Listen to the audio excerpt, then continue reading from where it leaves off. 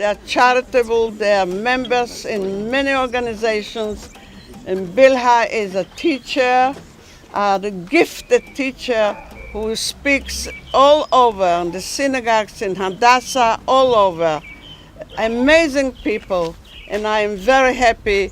And I want to thank Sam for coming this time on this trip, because Bilha told me when my husband starts to be busy with the March of the Living, he gets 20 years younger. That's how it works. He loves the children. He loves to be around the children.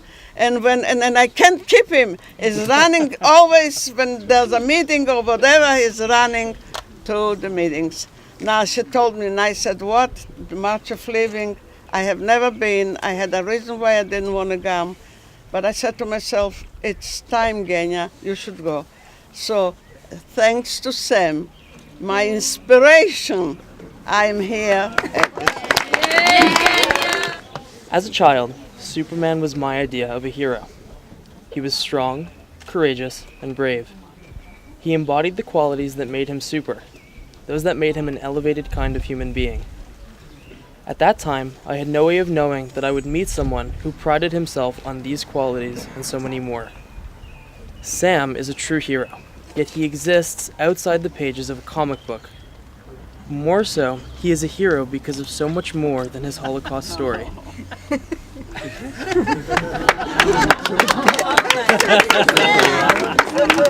it up, Sam. Let's see it. Not Superman anymore. Sam, hold it up. Hold it up. Hold it up high. Wait. It's not it, and he's not done yet. There you go.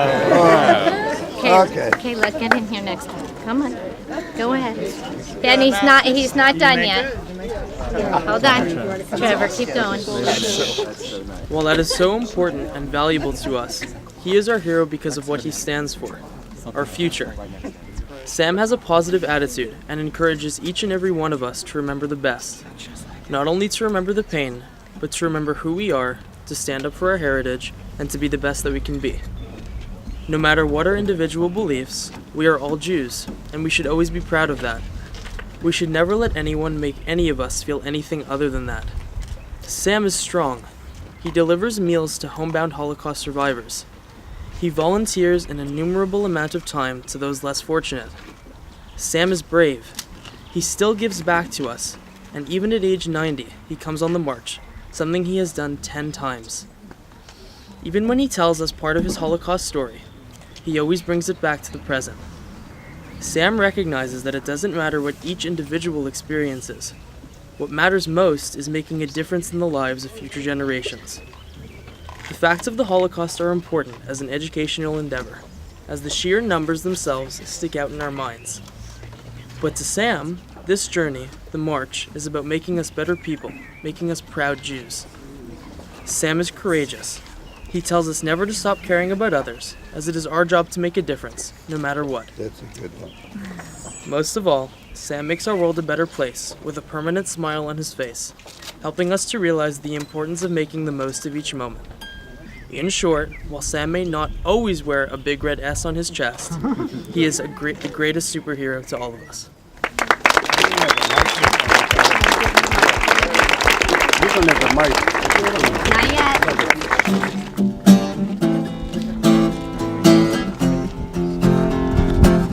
We go hide Away in the daylight, we go undercover, right out the sun. Got a secret Hide and play inside. The streets are empty, that's where we run. Everyday people do everyday things, but I can't be one of them. I know you hear me now, we are a different kind. We can do anything, we could be heroes.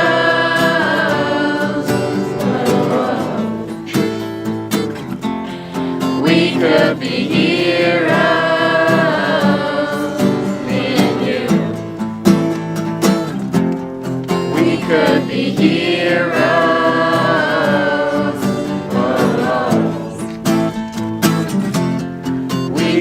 be heroes, me and you. We could be heroes. Whoa. We could be heroes, me and you. We could be heroes. Whoa. We could be heroes, me and you. Lean on me when you're not strong. I'll be your friend. I'll help you carry on. For it won't be long till I'm gonna need somebody to lean on. Please swallow your pride. If I have things you need to borrow, for no one can fill those of your needs that you won't let show. So just call on me, brother, when you need a hand. We all need somebody to lean on. I just might have a problem that you understand. We all need somebody to lean on. Lean on me when you're not strong, and I'll be your friend. I'll help you carry on, for it won't be long till I'm gonna need somebody to lean on. Lean on me when you're not strong. I'll be your friend. I'll help you carry on, for it won't be long till I'm gonna need somebody to lean on. You see the greetings we got from our neighbors here, you know? And they're all around here. They're people from the city hall, my neighbors and other neighbors. And you know, most of the people, my people, when they come back to Poland and they want to go in their house, they get chased out. You see the smiling face in the lady? I've been here many times, but I've never been chased from here. So I just want to tell you that this is a different place.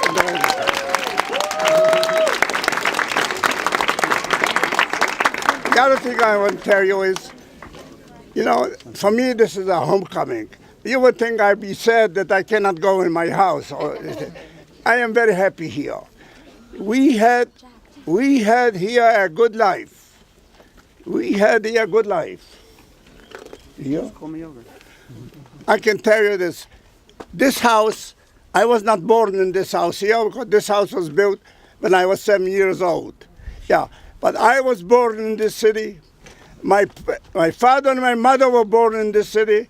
My two grandmothers were born in the city. I can tell you, this street here, that main street, what you see here in the front, from the cemetery to the church, half of the people were my family.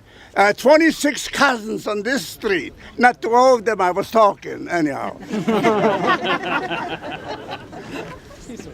I can tell you, when you, first of all, I tell you, we had, just want to tell you a little bit by the community, then I'll go pray. We call it a shul. We called it, you know how we called it in Yiddish? Bes Midrash, Beit Midrash, as a house of learning. It was a synagogue, call it whatever, synagogue. It was not a big one, it was made dense. Had one little room where the guy who was teaching in the cheder, you know what a cheder is? That's him. Yeah? Good. There was one little room. So you should have come here on a Friday night, walk on the street and see the flickering light from every house. You have no idea. On Saturday, all the shops was closing. There was not a Goyish store on the street. There's one on the corner there. We live here with our neighbors peacefully separate. We went to the base midrash. They went to the church. We never had any violence here that I know. There was Monday was here a shuk, market day. Sometimes a couple people get drunk and what, but nothing serious. Now, when I grew up, at 3 or 4, I went to a cheder, studying. I was telling Rabbi how we studied. You know how we studied? We studied like this. Vayomer Adonai Ad God Gezuk. This is how we were teaching, translating the Hebrew. But at a little later age, I guess at 9, I had a special tutor for Hebrew. So I was very good in Hebrew. I could, by heart reading Bialik's people, Hamatmit or Ira Riga. I was excellent in Hebrew. As a matter of fact, when I came to Israel, I was speaking very good Hebrew. And then, the last year of the war, last year before war, I attended a Hebrew high school in the city of Krakow. And I lived with Rela's parents there. We just passed by a couple times the houses there. But here on this street, I can tell you, there's only 3 houses where Jews didn't live, and everybody else was living there. I can tell you what they were doing. There were 3 lumber yards. We had a big lumber yard in front. There were no houses. This was our lumber yard here. There were 3 lumber yards. There were 2 hardware stores. There were a coffee shop, a butcher, 2 frizzy. One. It's okay. It's Yeah, okay. there's a jewelry man. There was other ones, all kind of trades. A shoemaker. And here in Poland, we didn't have ready-made shoes. So the top was separate man, and the bottom was making the shoemaker. We live a good life here. I particularly, my family was not very rich, but we were well-to-do. One of the prominent families on the street, and on top of that, I was a good-looking boy, and I was a good student. I was a good student in the school, so I had no problems with the Jewish girls and the Polish girls. When we went to school, I went 7 years in a regular Polish school. Here in the country, 7 years was compulsory teaching. We wanted 3 Jewish kids, 50 non-Jewish kids. And I was 1 boy and 2 girls. It didn't bother me, Jesus Christ was hanging on the wall. They may be praying in the morning. On Saturday, we didn't go to school, so then the priest came and were teaching religion. The holidays here. So, now, I don't know, we see that there was a mikveh down the street there, but I'll tell you, my family never walked in there, you know. My mother was more traditional. Everything was kosher here. But my father was more progressive, a politician, a hot Zionist. I used to go with him to conferences on Zionists when I was probably 5, 6 years old. He was a big sympathizer with Yitzhak Greenbaum. He was the head of the. Then he went to Israel as the minister. But life here, you see this house here, now we didn't have running water. We didn't have a toilet. We had a hot house. We didn't have a television, but we had a radio in our house. You know what a radio conveys? 5 parts. A radio was 5 parts. With an antenna, all kind of in a battery, and a receiver. There were 5 parts. Okay. Sam? Now, I just want to tell you that this was a small town. Now it's a little bigger.